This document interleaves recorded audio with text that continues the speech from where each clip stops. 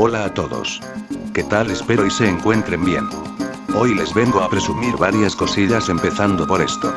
Ahora tengo en mi Android el Locuendo jejejaja XD y pues apenas de igual forma le estoy entendiendo a esto, así que en varios vídeos estaré solo como presentador hasta que me vuelva más pro, y sin nada más que decir hoy vengo con un nuevo vídeo. Es mi primer vídeo de la saga de mitos y leyendas en los videojuegos, espero y se diviertan con este mi primer vídeo de la saga. Califiquen, den like y suscríbanse que me hace falta XD. Y sin más ahora sí que decir, comencemos. Sin duda alguna la mayoría de nosotros a los que se les interesa esto ya sabe que eso de que tratan los mitos y las leyendas en videojuegos.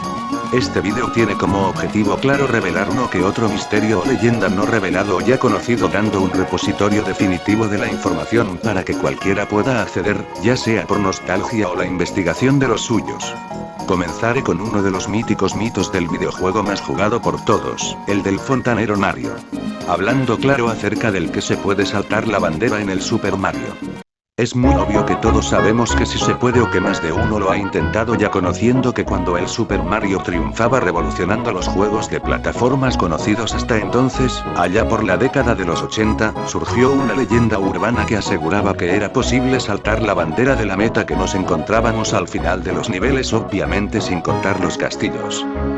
Como un amigo de un amigo lo había conseguido, muchos intentamos repetir la hazaña empuñando el pad de la NES, pero seguramente sin obtener los resultados esperados. ¿Será posible saltar la bandera? ¿Qué habrá detrás del castillo? ¿Es posible saltar la bandera en el Super Mario Bros.? Al menos en el nivel 3, aunque hay quien asegura que en el nivel 7, 2, también es posible. Al sobrepasarla no ocurre nada especial, y si dejamos atrás el castillo nos adentraremos en un escenario monótono del que no podremos salir hasta que Mario muera cuando se le acabe el tiempo.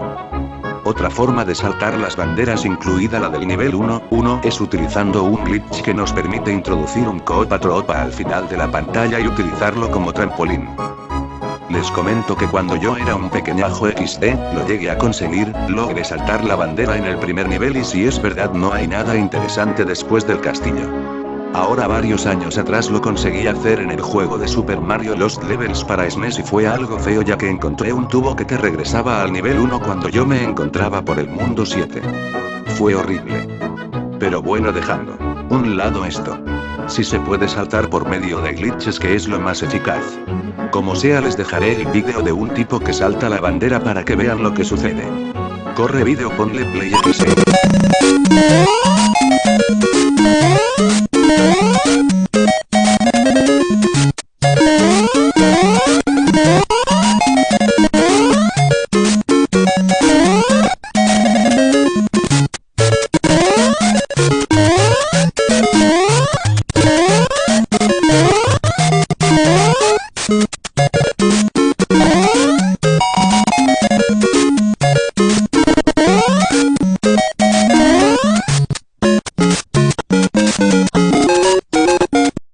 Bueno, ahora otra leyenda o mito sería uno de un juego de Street Fighter. Es el Street Fighter más raro del mundo, cuando los salones de máquinas arcade eran un negocio rentable, no como ahora que las únicas máquinas que dan dinero son las tragaperras. Hablando con los amigos surgían historias sobre máquinas iguales en las que el juego era algo distinto.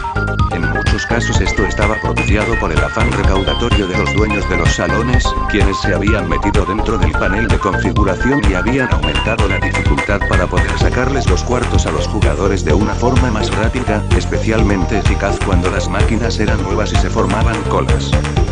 Pero dejando los aumentos de dificultad aparte, en una ocasión apareció una máquina que de nueva no tenía nada. Un Street Fighter más, dijeron algunos tras haber jugado al The World Warriors y al Champion Edition, pero nada de eso. Esta máquina era completamente diferente. Conocido como el Street Fighter II Champion Edition Rainbow, este juego es un jack del título original de Capcom al que se le añaden unas cuantas novedades bastante extrañas pero que añaden un plus de emoción y diversión a un juego que muchos teníamos muy trillado. Las magias son mejores, muchos luchadores disponen de Hadoukens, estos son dirigibles y podemos tener varios al mismo tiempo en pantalla. El juego se movía mucho más rápido que el arcade original. Se podía cambiar de jugador durante la partida pulsando la tecla Player 1. La posibilidad de lanzar casi cualquier tipo de ataque en el aire.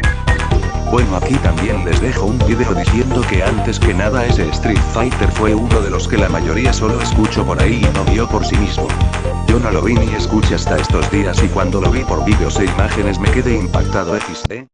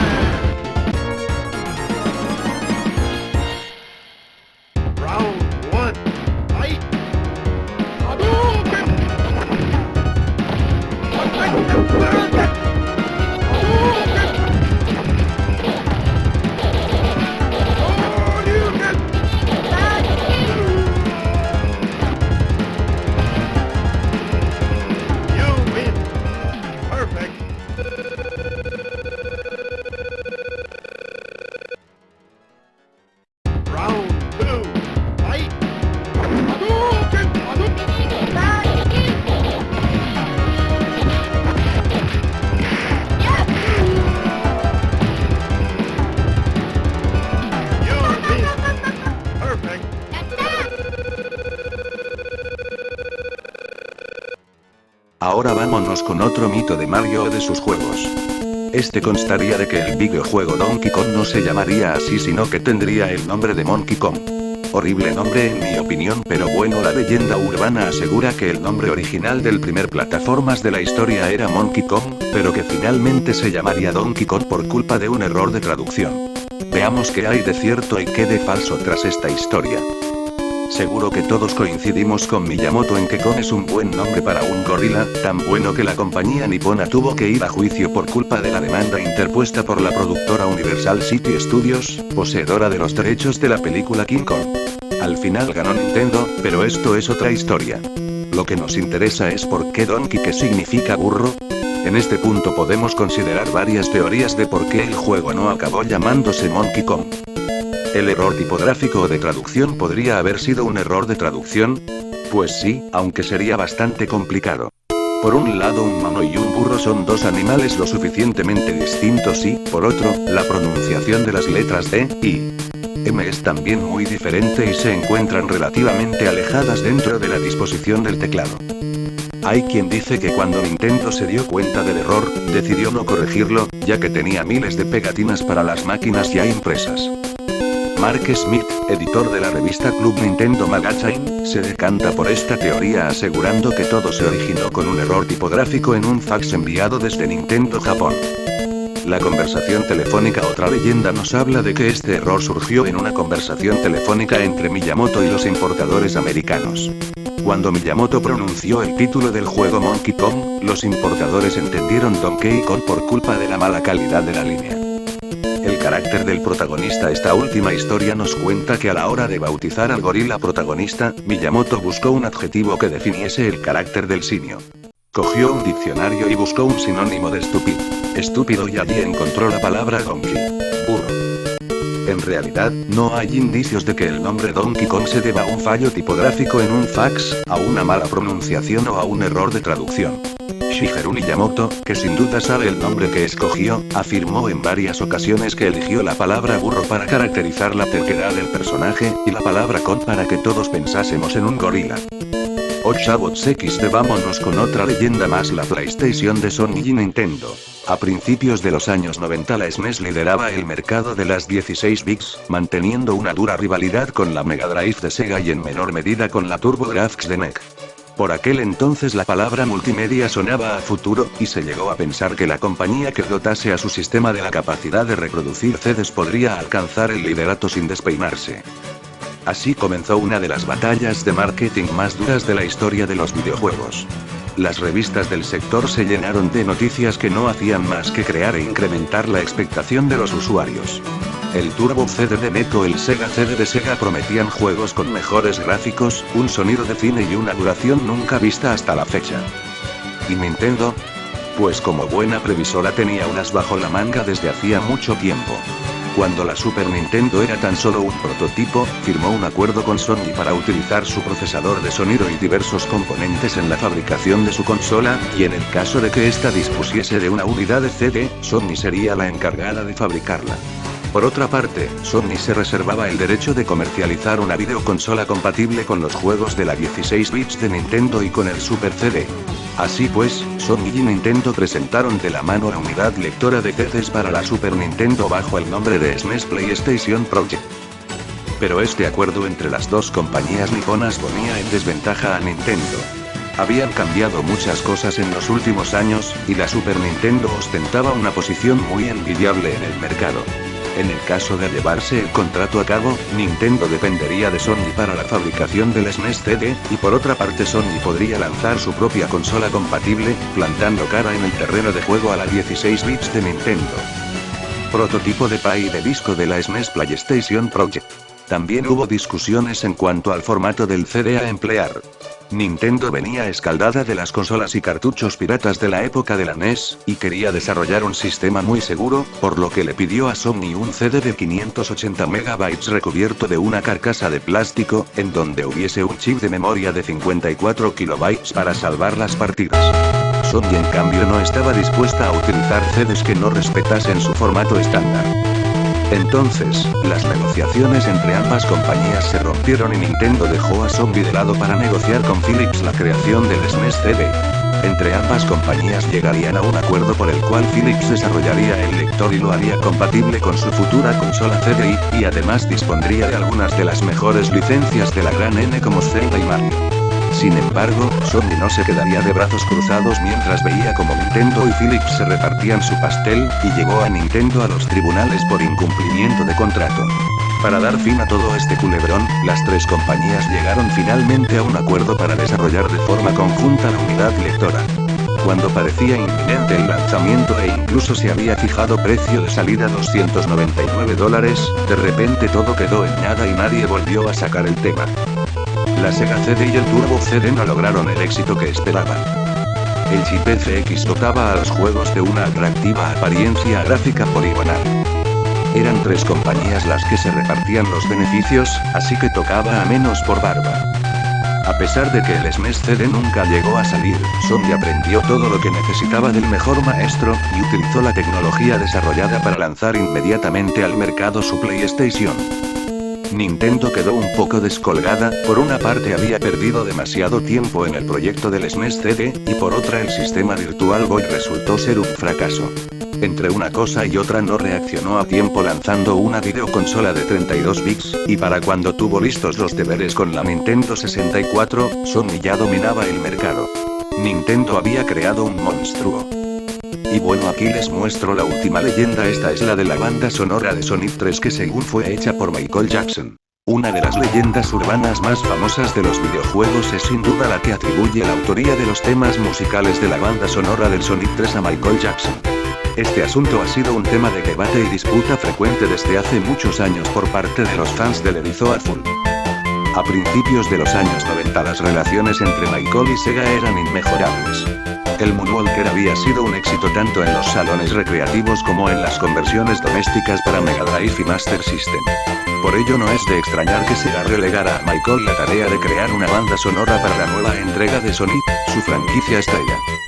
Sin embargo, en noviembre de 1993 se hizo pública la acusación de abusos a menor Jordan Chandler, de 13 años de edad. Sega, que no quería verse salpicada por este escándalo, tomó la decisión de retirar a Michael del proyecto. Michael Jackson es un gran fan de Sonic y quería escribir la banda sonora del juego. Cuando llegó al ST se reunió con el equipo para discutir el tema de diseño. Luego se fue y grabó una banda sonora que abarcaba todos los mundos. Su música entonaba perfectamente con el juego y además conservaba el estilo característico de Michael. Lo teníamos todo listo e integrado cuando surgió la primera noticia del abuso a menores, y Sega tuvo que retroceder en esta colaboración. Finalmente Howard Drossing fue contratado para escribir la banda sonora. De forma oficial Sega afirmó que todos los temas de la banda sonora de Sonic 3 fueron escritos de nuevo, sin embargo no son pocos los indicios y similitudes entre la música del Sonic 3 y las futuras canciones que lanzó al mercado el rey del pop. ¿Participó Jackson de forma no oficial? A la hora de componer la banda sonora Sega se inspiró en los temas que previamente había rechazado. ¿Gustó tanto el estilo de Michael que trataron de imitarlo a pesar de prescindir de sus servicios?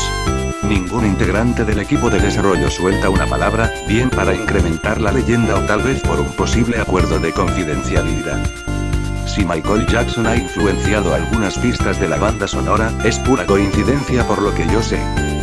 Howard Drossing, en una posterior entrevista en Sonic Retro, afirmó que el juego incluía temas que él no compuso, mientras que canciones que creó se quedaron fuera. Y él dijo: hubo una gran cantidad de compositores en Sonic 3, yo simplemente era uno más. Pero señor Howard, si miramos el currículo de los otros compositores listados en los créditos descubriremos que están relacionados profesionalmente con Michael Jackson, dijo el entrevistador. Otros compositores en la entrevista como Brad Butcher dijeron trabajó con Michael en muchos proyectos. Además de hacer arreglos tocaba el teclado en God on the Dance Floor e Invincible. También fue el director musical en los Tours Dangerous e History. Bobby Brooks comentó programó los sintetizadores, la batería y la percusión en History y en otros álbumes. Darryl Ross afirmó que escribió la música para Jaco y aparece citado en los créditos de History. Geoff Grafe dijo: hizo algún que otro arreglo para Michael y también aparece citado en los créditos de History. Y finalmente Doug Grigsby dijo trabajó en History y en God on the Dance Floor.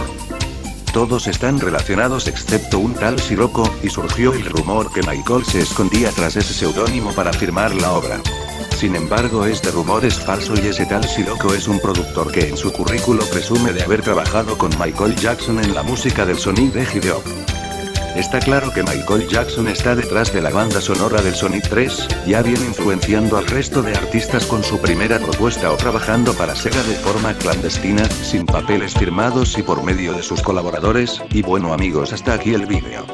Espero y lo hayan disfrutado y no se hayan quedado dormidos. XD, sayonara a todos. O mejor dicho, como se diría en México. Hasta pronto.